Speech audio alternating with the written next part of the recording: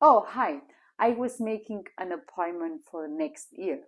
In Germany, if you're going to make an appointment or if you want to plan something with somebody, you better plan the whole thing with enough time. Germans love planning things in advance. And that was one of the first things I learned when I moved to Germany 14 years ago. That was for me one of the first cultural difference from Spain. I come from a Spain where people are very well known to be spontaneous and to do things last minute. And then I came to Germany and I realized the reality looks completely different. But let me tell you something. I got integrated like very fast. And I would even tell right now I'm even more German than a German people. Have you ever been to Germany? Do you know any other cultural difference or maybe some myths? In this video, I bring you some difference, some cultural difference, some facts, but also some myths about the German culture. So keep watching.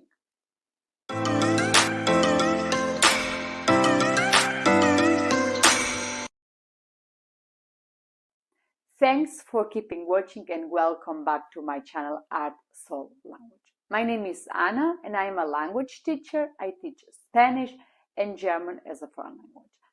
And as I already told you before, today's video is about German culture, about the facts and the myths of the German culture.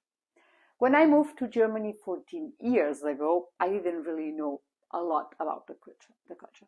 You hear things, how the culture could be, but I didn't have a clear idea what I would find once I'm in Germany. There was one thing I keep hearing about German culture, and that was, oh, Germans are always on time.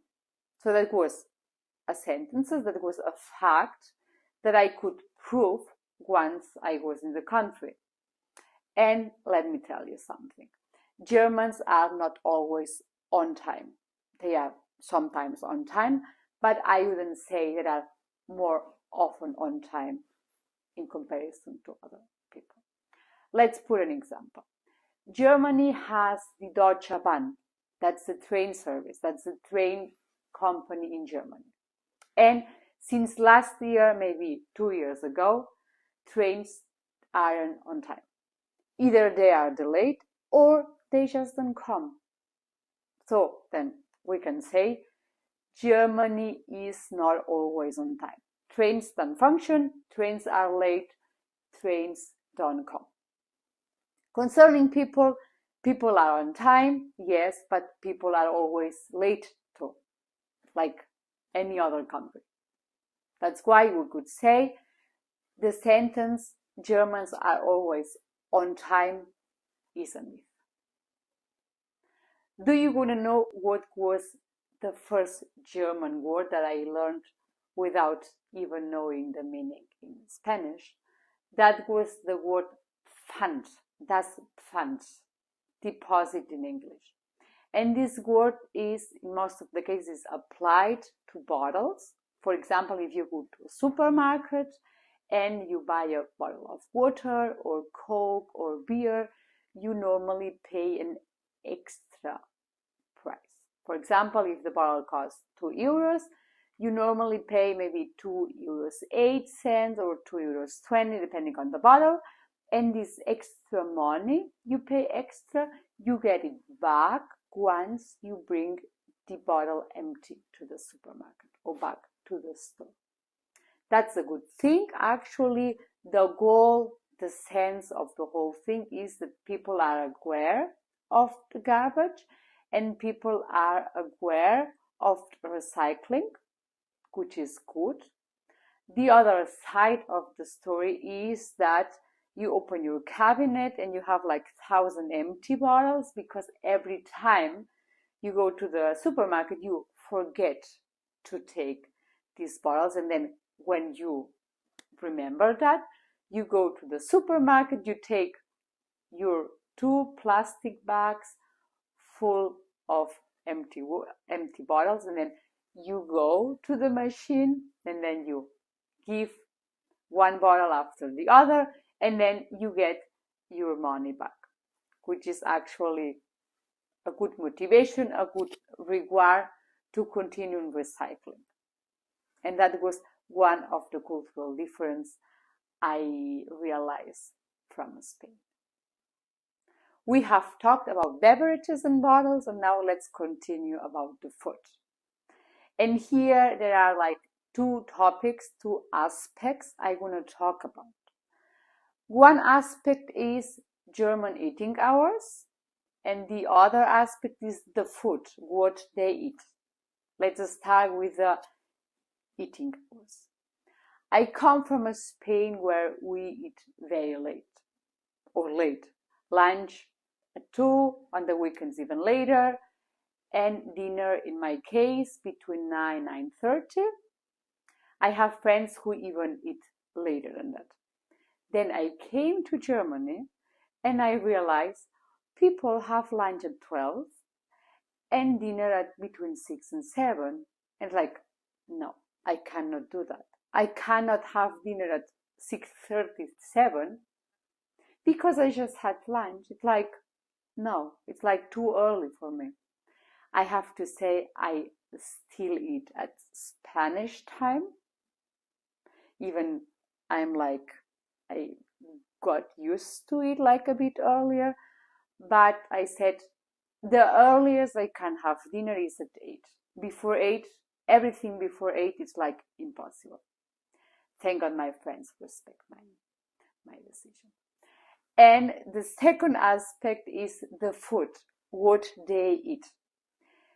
Most of the Germans, they say they only eat one warm meal a day, which for me is like, I cannot imagine that, because in Spain we have breakfast and lunch and dinner, it's normally warm. But Germans said, no, if I eat one warm meal a day, then the other meal, for example, lunch or dinner, depending on, it's bread or a sandwich. That's why they say, I know for lunch I had pasta, for instance, let's say I had pasta, and then for dinner they eat bread with cheese, tomato. They eat the called Abendbrot. Abendbrot is Abend, is evening. Brot is bread, and for them das Abendbrot, it's kind of a dinner with bread. And the only thing they eat is bread, because it's time of a cold meal, because they already had a warm meal for lunch. So that was this eating culture was a shock for me. Thank God I'm already used to it, but at the beginning I needed like some time to adjust and to understand this philosophy. Another cultural difference I realized when I came to Germany, even though I had already heard about this fact when I was in Spain, is that Germans tend to speak low. The volume of the voice, it's not as loud as ours in Spain. And I am a Spanish person. I tend to speak loud. And I thought, oh, that's gonna be funny. I think Germans are gonna be overwhelmed when I start speaking, because I'm loud. I mean, Spaniards are loud, but I think I am louder than the average. That's why I thought it's gonna be an experiment. I have to say I'm loud. I have adjusted my volume a bit, but I'm still loud.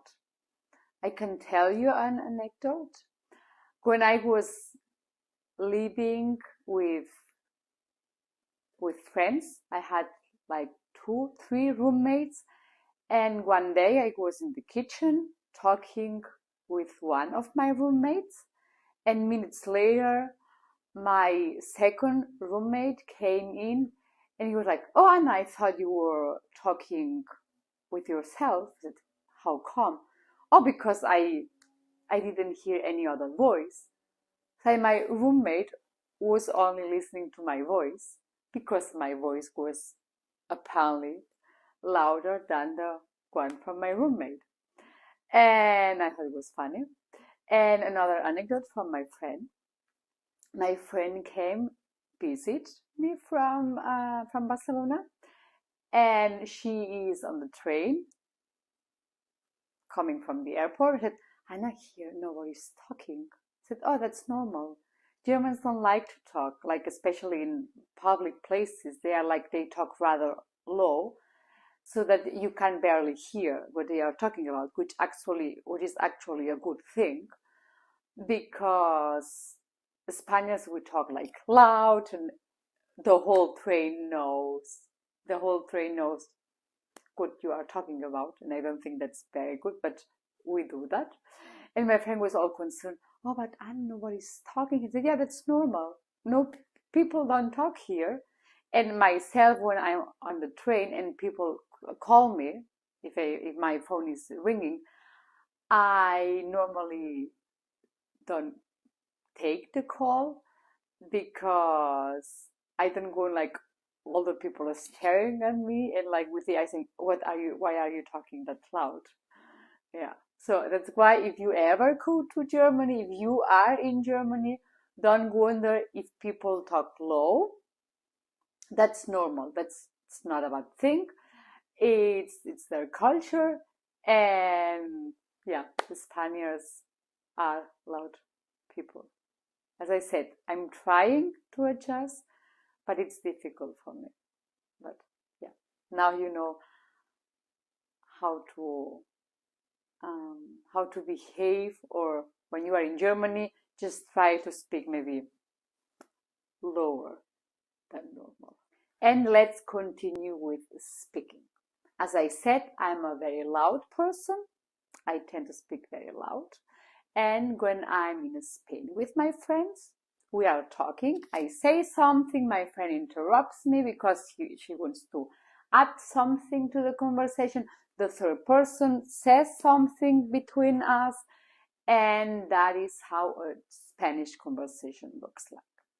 Then I came to Germany and I wanted to follow the same pattern, but then I realized interrupting someone in Germany is rude, because they have this culture where you talk and then you wait until the person has talked, and then you can say like what you think, or if you want to add something to the conversation, which is also good. Actually, maybe it's better because then you hear what the other person says. It's not like in Spain that you keep interrupting people and you don't even know what they want to say at the end. So actually it's the difference that I think that's better, because then you can hear till the end what the other person wants to say without being interrupted. Also, I think the reason is also because German has the separate verbs, which means you have, for example, aufmachen. Auf, it's the prefix, and machen is the verb. And you mark the sentence. So like if you want to say you open the window, say, oh, I open the window, ich mache das Fenster auf, und I close the window, ich mache das Fenster zu, which means the crucial part, auf und zu, that's the prefix, and this prefix shows the meaning of the verb. This prefix tells you what am I doing with the window. That's why it's important not to interrupt Germans when they talk, because at the end you realize what they want to tell you. In this case, you have to wait till the end to know if they want to have the window open or if they want to have the window closed. That's why if you are in Germany, don't interrupt people and wait till the end. You wait until they are done speaking. And if you want to add something, you can do that after they have said what they wanted to tell. Thank you for watching till the end. I hope you have enjoyed the video and you have learned a bit more about German culture. I love languages. I love German language and I love German culture. I think right now I couldn't go back to Spain again. I love the quiet here, the calm, people talk low, it's not very loud. I love the structure here. Here it's just nice. If you like the video, don't forget to like it. And if you want more videos about language, about culture, don't forget to subscribe my channel. I'll see you next time. Bye!